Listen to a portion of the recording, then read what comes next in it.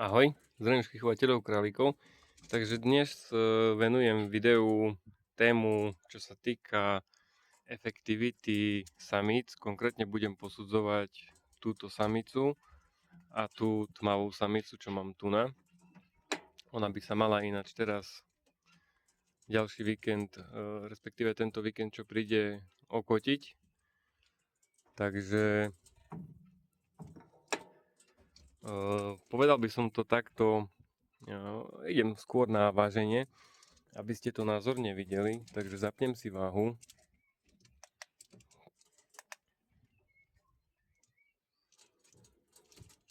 Aby som to ešte upresnil, tak tu na týmto je vlastne 78 dní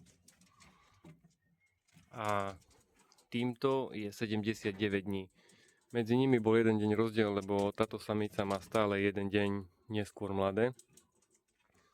Čiže presne kvôli tomu je tu na 78 dní a tam od tejto samici mám, respektíve opačne, tu na 70, a dobre som to povedal, 78 dní a 79 dní, pretože tá mala o jeden deň skôr.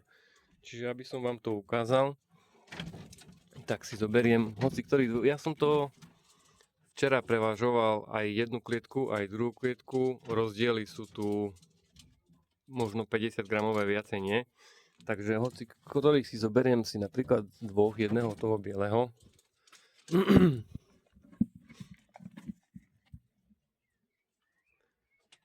Čiže 2,80, 2,85, nejako tak.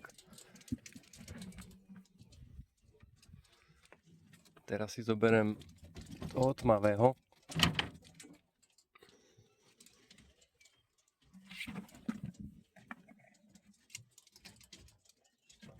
Čiže 2,9.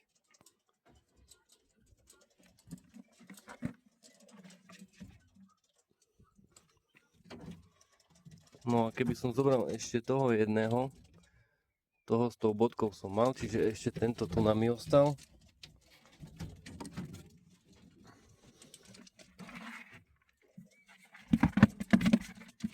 Ja som si to zabudol vynulovať, ale urobím to opačným systémom, čiže si to teraz vynulujem.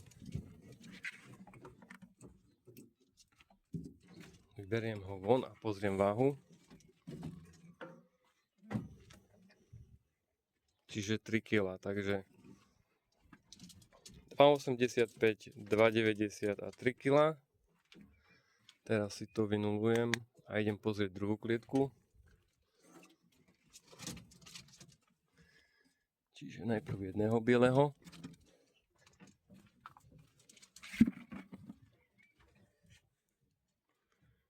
Čiže 3,25.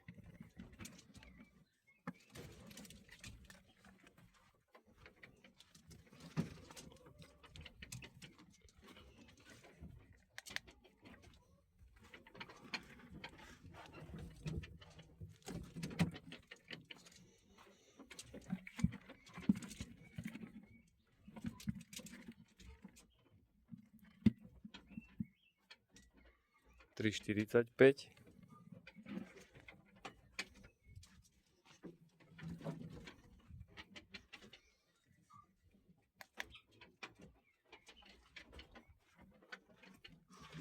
A ešte ten tmavý.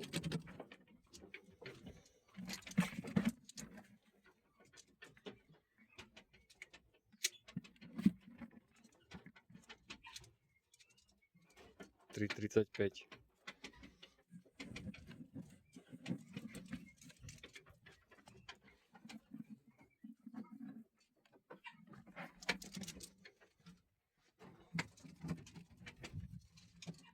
Takže som ich prevážil a je tam okolo, no medzi niektorými je pol kila rozdiel. To znamená, že ja medzi touto a touto samicou mám každý jeden vrch, lebo väčšinou majú spolu. Každý jeden vrch mám vlastne rozdiel skoro pol kila na každom jednom králikovi. Čiže tu mám o jeden týždeň neskôršie jatočnú váhu. Je to tak stále. Ja som si to takto stále zapisoval a čo to takto sledujem, tak je to proste stále. Čiže teraz tu, keby som to vlastne porovnal, tak mám, dá sa povedať, že skoro o kilo 30, kilo 40 na jednej klietke vlastne väčšiu vyťažnosť mäsa, keď ich spočítam dokopy. Takže to znamená, že ja som sa takto rozhodol, respektíve tak som to usúdil, že ja si tu nechám tú jednu samicu z týchto tuna. Ten tmavý je samec a tieto dve sú samice, alebo iba jedna samica, tamtá sa mi zdá. Neviem to teraz presne, takže ja si tú jednu samicu od tejto nechám a vymením vlastne za túto samicu, pretože táto samica je dobrá. Vždy urobí to, čo má, hniezdo je ukážkové, chlpy si natrhá stále veľa, aj sa postará, sem tam sa stane, že vyťahne na cecke to jedno, dve mladé, ale to mi až tak nevadí, ale proste má slabšiu mliečnosť o dosť. Ono ja keď si to aj tu pozriem, tak mám 0,82, 1,03, 0,97 a tu keď si pozriem, tak tu mám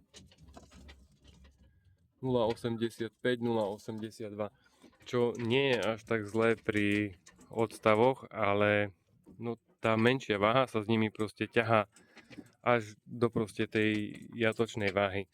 To znamená, že tu na 7 až 10 dní čakám dlhšie ako pri tomto vrhu od tejto samici. Presne kvôli tomu som sa rozhodol, že ja tu vlastne samicu vymením za tú svoju jednu bielu. Čiže ja túto samicu ani nemám preočkovanú kvôli tomu, že vlastne ja som začal očkovať, keď ona už bola zapustená. Takže túto samicu nemám vôbec zaočkovanú.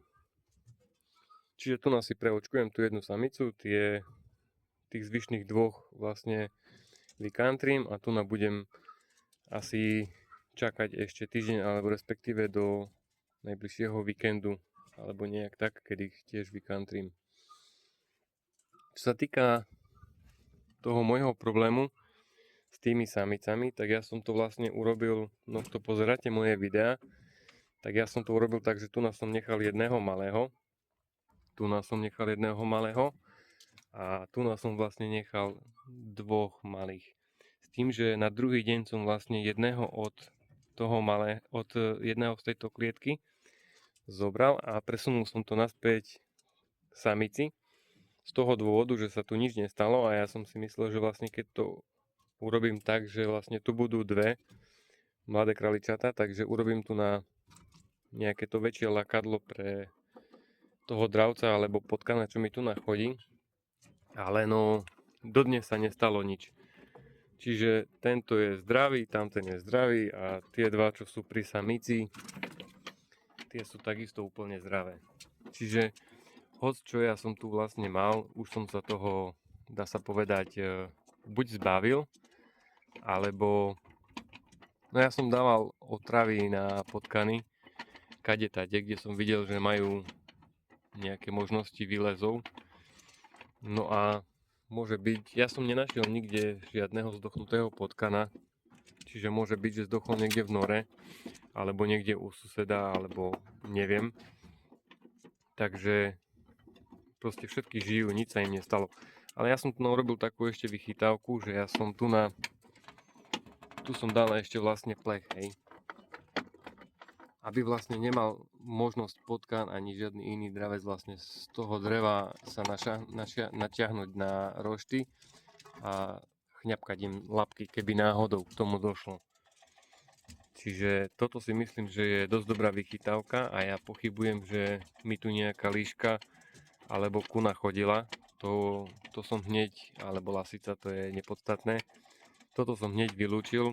Jediné, čo tu mohlo byť, čo ja som už vlastne nezaznamenal, bol potkan. A už som sa ho asi aj zbavil. Možno, že sa otrávil, alebo neviem, proste nemám k tomu vysvetlenie, pretože mi tu zabilo 14 králikov, neviem čo, ani som sa k tomu vlastne nedopatral, že čo to mohlo byť. Čiže ďalší test samic bude na ďalší cyklus, kedy ich zapustím a ja uvidím, či sa to bude opakovať. Ale pochybujem, pretože ak by tie samice boli vadné, čo som si myslel, že sú vadné, tak týchto dvoch by už zožrala takisto. Čiže takýto môj pokus tak vyšiel, že vlastne nič som nezistil. Pretože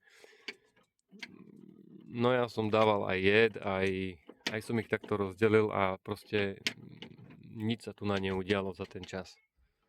Čo je vlastne super, pretože mi ostali aspoň 4 kusy z týchto pekných bielých králikov. Ale na druhej strane som neprišiel na to, že čo to vlastne mohlo byť. Čiže tak, ako som povedal, obidve samice si nechávam a pripúšťam ich na ďalší cyklus, keď vlastne sa mi okotia táto samica a táto, ktorá ma teraz momentálne staví.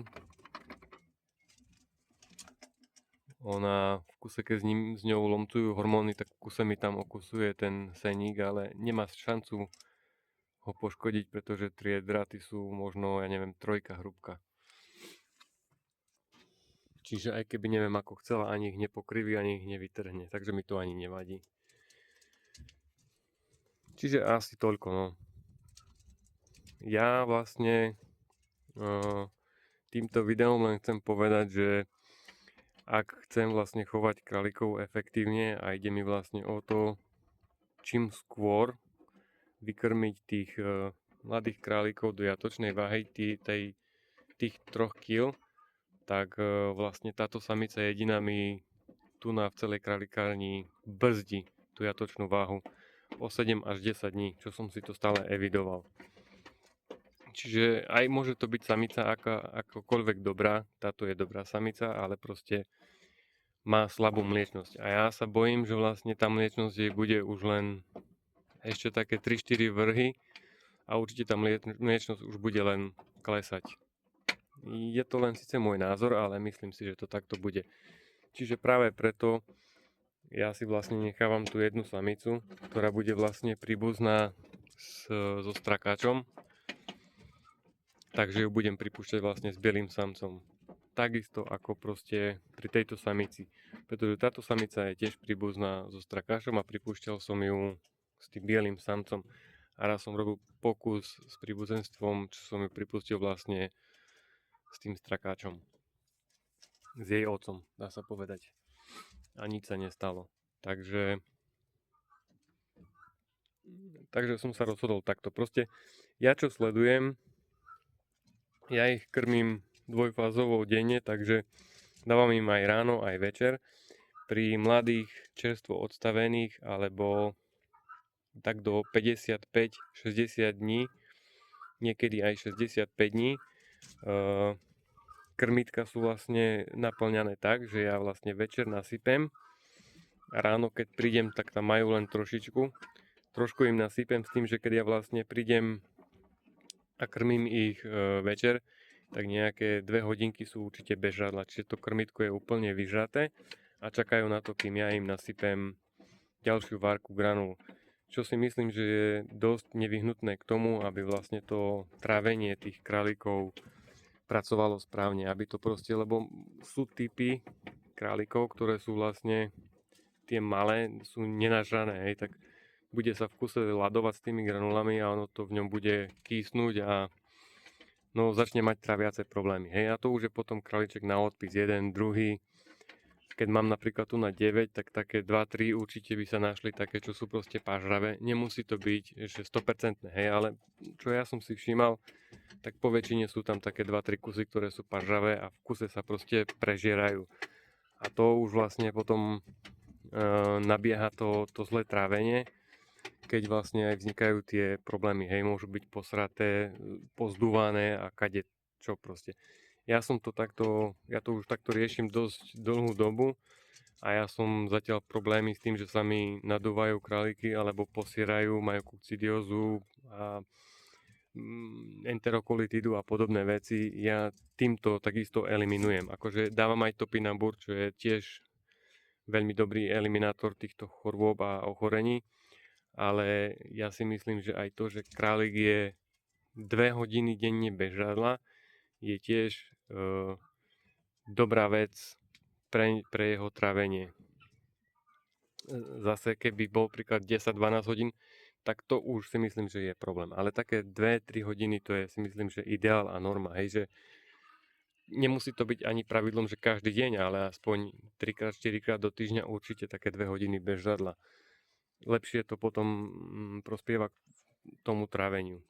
Ja to mám takto odskúšané a mne to vlastne takto funguje a dosť veľa ľudí mi to potvrdilo, ktorí robia vlastne ten istý princíp, že sypú granule do krmitka, až keď to krmitko je také 2 hodiny alebo 3 hodiny prázdne. Čiže kto máte nejaké také problémy, určite keď sa chcete vyhnúť, tak toto je celkom dobré riešenie bez nejakých liečiv a podobných vecí. To je taká len vychytávočka.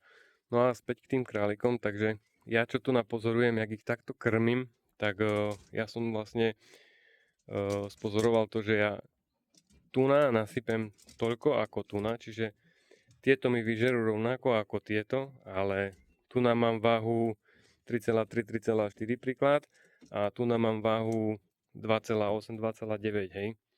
A pritom množstvo krmiva je zožrané rovnako aj v jednej, aj v druhej klietke.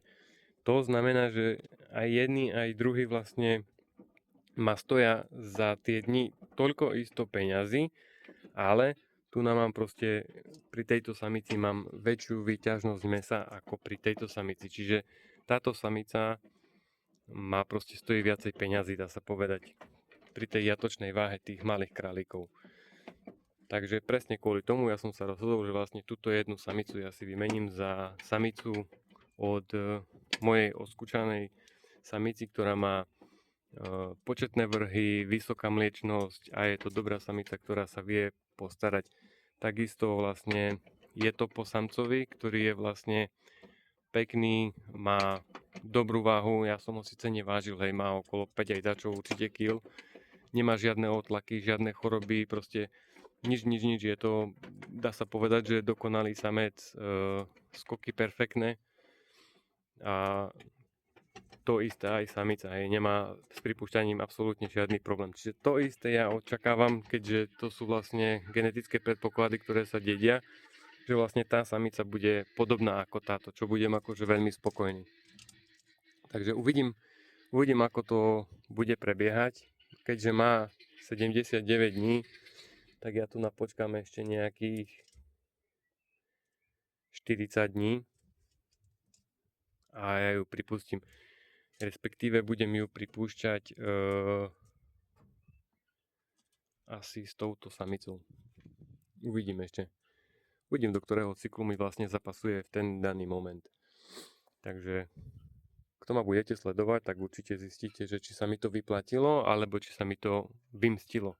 Lebo nie vždy to je akože dobrá voľba, ale ja sa spolieham na to skrz tej samici a toho samca, že to bude dobrá voľba.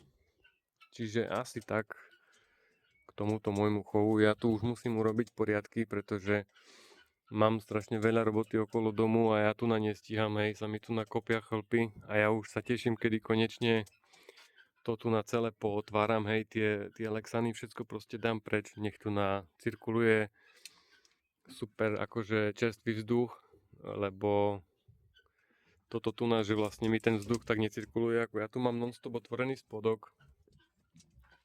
Cez deň tu mám otvorené tie dvere, ale to, že ja tu vlastne otvorím ďalší veľký otvor, 2-metrový a vlastne vrchy a spodky, tak ja tu urobím takú cirkuláciu vzduchu, keď mi tieto chlpy tu nebudú vôbec už ostávať. Čiže ja tu zoberiem vysávač, ja si to tu prejdem s vysávačom, respektíve trošku ich tu možno poopaľujem a budem mať zase pokoj nejaký mesiac a pol a ja plánujem vlastne toho ešte jedného presunúť k tomu samému, čo je tam, keď sa k tomu niekedy dostanem a ja tu idem prehodiť ten pletivový rošt, ten, čo som vlastne vybral stadiaľ. A tá samica vlastne ostane už tu.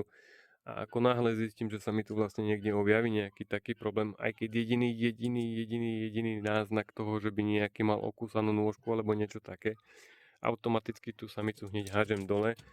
A ja už aj respektíve rozmýšľam, že táto samica určite pôjde dole, ale nie tu, pôjde tam. A tu vlastne, čo mám tých králikov, vlastne nechávam tú samicu, tak tá samica ostane na tom mieste.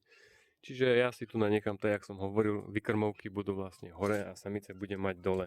S tým, že jedna samica, táto tu nami ostane hore a ak s ňou budú problémy, tak ja vlastne ju presuniem namiesto toho bieleho samca. Čiže takto si to ja tu vyrieším a tento plech, čo mám ja vlastne tu na spodku, ktorý mi ide až, no on má nejakých 15 cm, čiže vlastne tam nie je žiadna šanca, že by to hocčo vlastne z tej dosky alebo z boku vlastne sa tam chcelo dostať. Takže na toto veľmi ja spolieham, že ak tu hociaký dravec je, ktorý vlastne mi tu chodí po tom dreve, že na tie rošty, aj keď neviem jak, nedosiahne. Jedine od spodku, ale ako hovorím, liška tu chodiť nebude a čo sa týka kuny a lasici, takisto to veľmi akože pochybujem, pretože zatiaľ som sa s tým nestretol, no dúfam, že to tu na ani príde.